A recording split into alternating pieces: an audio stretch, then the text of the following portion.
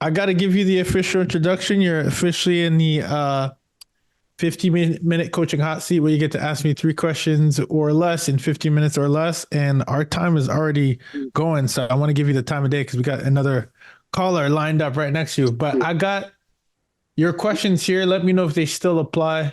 Okay. Brother, you're asking, would you recommend using your first home purchase to start a midterm rental when you're currently renting? Is that the first question that you had? Correct. Yep. Yes, indeed. Do you want to elaborate on that, or did I hit Yeah. the point? No, you did. You did. Actually, so I got pre-approved for a multi or single. So Nice. I'm actually currently shopping for places both essentially single and multi. And it's been a hard choice, making sure that obviously it's something that's appealing, but also, in the longer term, it makes sense because we don't Yeah. want to start heavy and then getting stuck along the way. So Okay. So I guess the to define midterm rental, that can mean mhm. a lot of things for a lot of people. My rule of thumb is usually having the right, midterm rental insurance is the space that we like. But as far as the type of property, we typically like that 4 to 5 bedroom sweet spot. Okay. That's the sweet spot. Now I see there is a multi or single family question tied to that, and I can tell you what we've experienced.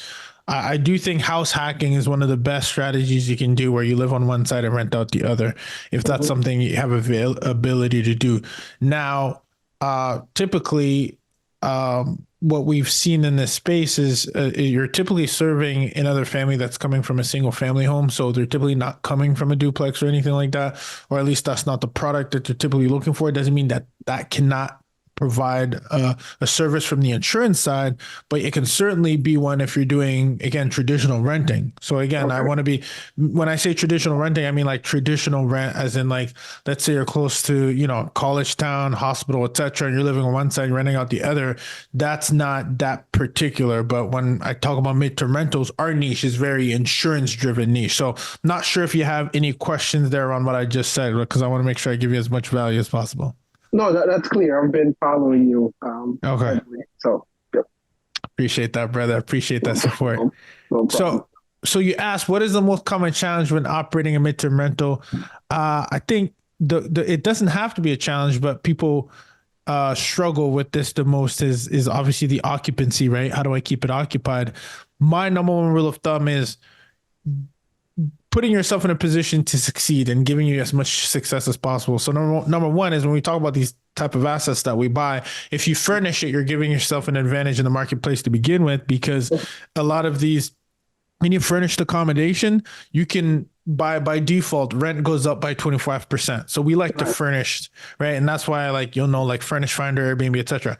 Then you kind of graduate towards the okay, great. I'm gonna do an Airbnb, but most people who do Airbnb don't manage their calendars the right way to be able to also serve midterm rentals. So there's the constant challenge that I'm hearing, and I don't. It's not a challenge for us because we manage that or overcome it. But for some people, where the disconnect is, how do I manage my calendar so I'm booking enough Airbnbs, but I'm not also filling my calendar so that I can't house a midterm rental opportunity. And there's a sweet way to do it. In short, because we only have 50 minutes, what I will say is typically if I would say I would encourage you to optimize for both. So Okay. I would pick a property that first, when you look at it on AirDNA, Mhm. there's airdna.co. That's a good data point for you to look at that and be like, okay, like this is how this property would actually perform in the short-term rental market. And if You that said meets my criteria, DNA? yeah, AirDNA, are you familiar with it? No. AirDNA.c. Okay, that's a very important tool that you want to use, and I'm glad we're covering it right now because AirDNA Mhm. dot co, not dot com, Mhm. airdna.co. You can Mhm. type in your property address, and there's different tiers. There's a free version, and then there's the paid version gives you even more data, which Mhm. power to you if you're buying a home, making a big investment. I want to know when I'm buying that home what it can generate from short-term rental revenue, Okay. because if I'm running the hybrid model, which we love to do, we want to be able to we want to be able to be very clear on what is that going to be the forecast of what I can make by just putting it on Airbnb, because I might do a little bit of both. I might get a 3 month stay, and after that 3 month stay, if I don't have another midterm rental, then I'm going to put it back on Airbnb. And that strategy helps us extract the most dollars. So it's really important that even if we're optimizing for Airbnb, because a lot of people are like, oh, I don't want to deal with the headaches. I like midterm rental. Great. Power to optimize for that, but still you got to know your short-term rental numbers, because that's going to help you at least have some sense of a backup plan, and you're going to know that the data backs you up should you want to actually convert that to a short-term rental as an exit strategy, which is a great exit strategy to have. I see. Interesting. That makes sense. Okay. Yes, it does. It does. Yeah. And then the other ones is if you're looking at midterm rental platforms, then it's like the Furnish Finder. My rule of thumb is if I'm going to buy a property, you say you're currently shopping around, or you got pre-approved. Is that right? Yes, I have. Yep, actually approved. I've been submitting offers.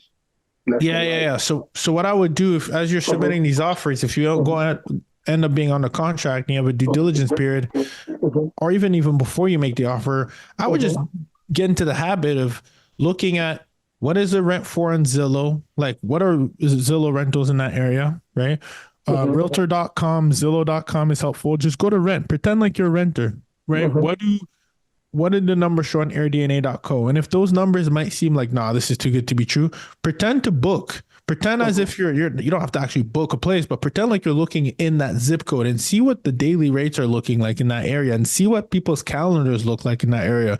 Are they occupied? Are they empty? What do the reviews say about that neighborhood even? Because now you're doing upfront market research of like, if we were to rent this long-term rentals, this is what we can make based on what Zillow and Realtor.com are showing us. If we want to rent this on Furnish Finder, if I go to Furnish Finder and I look in my area, what are the typical rents that people can charge for when the accommodation is rented, aka the home is furnished, excuse me, right?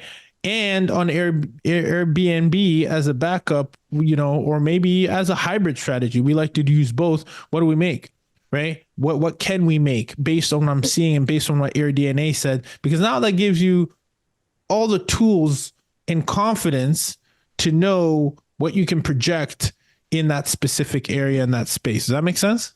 It does. You address the risks that essentially come with running it within a neighborhood. And if this neighborhood, for instance, isn't busy, based on you checking on other folks' occupancies, that gives you an idea of how, your place will perform around there, including price.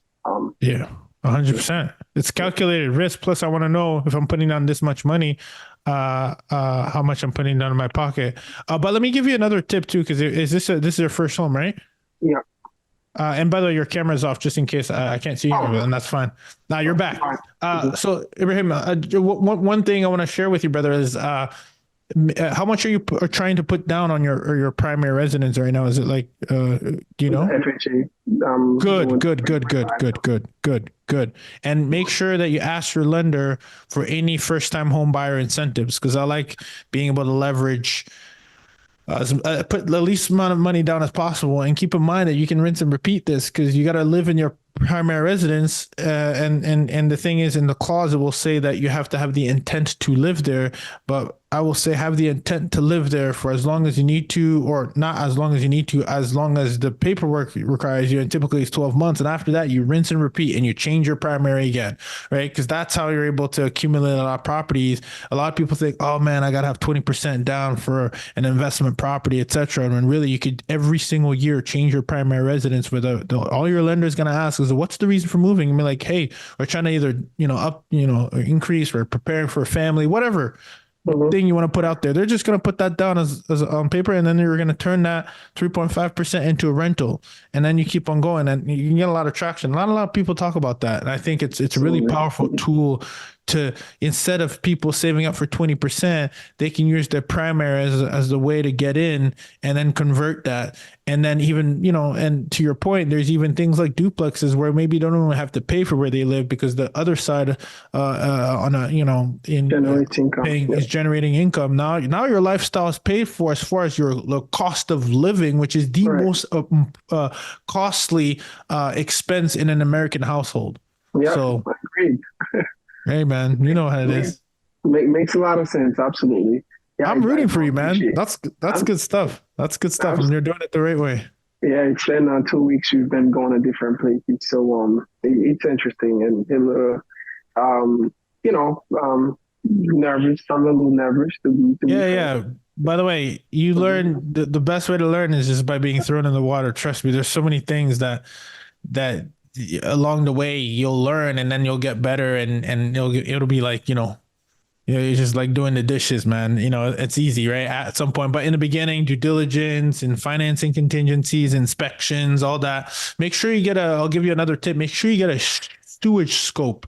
Most inspectors don't get sewage scopes, but it's good to add it on. It's an extra $200 or $300 that will save you because some of these homes that they're built, they have PVC piping Mhm. that's built, but the one going from the home to the street might be cast iron. If that's the case, you can have roots that grow in your line, etc. Maybe your insurance company doesn't cover that, so it's good to run a camera through the sewer line to identify if there's any cast iron, because then that can be negotiated for the seller to pay before they sell, and they'll have to disclose it to the next seller if they didn't either. So it's important. It's worth the $200 to run a sewage scope because it'll cost you. I speak from experience.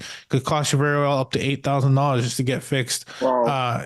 When a tree grows in your root in your lines, or something gets backed up, or there's some kind of blockage. So that's one of the things lessons that I learned the hard way, that you don't have to do it now because you came in the hot seat, brother. See? Yes, Absolutely. sir. Absolutely.